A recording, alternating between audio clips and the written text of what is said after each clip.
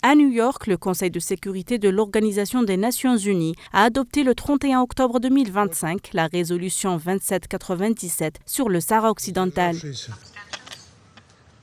Un texte rendu public aujourd'hui où l'ONU affirme clairement que toute solution politique doit être mutuellement acceptable et permettre au peuple du Sahara occidental d'exercer son autodétermination conformément aux principes du droit international.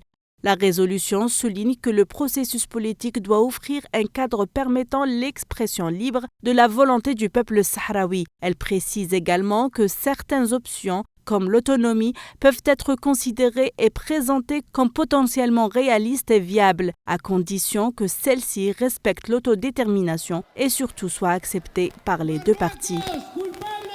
Le Conseil de sécurité réaffirme son soutien à l'envoyé personnel du secrétaire général Staffan de Mistura, chargé de relancer un dialogue réunissant les deux parties, le Maroc et le Front Polisario, ce qui confirme une énième fois que seuls les Sahraouis peuvent décider de leur sort et négocier avec le Maroc et que Rabat n'a pas d'autres interlocuteurs directs en dehors du Front Polisario et que l'Algérie et la Mauritanie restent des pays voisins garants de l'état d'avancement.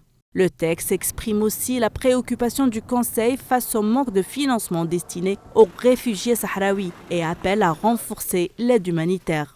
Toutefois, la mission de la MINURSO a été prolongée d'1 an. Sa présence demeure essentielle pour garantir un climat propice au processus politique de l'autodétermination et au respect du cessez-le-feu. Pour l'ONU, la voie reste donc clairement définie, une solution politique mutuellement acceptable permettant au peuple sahraoui d'exercer son droit fondamental à l'autodétermination par la voie référendaire, quelle que soit l'option retenue, à partir du moment où elle répond au droit international et que les parties l'acceptent librement. Une orientation réaffirmée qui s'inscrit dans la continuité du processus onusien, un principe qui reste la clé de la paix, de la stabilité et d'un règlement défini du conflit.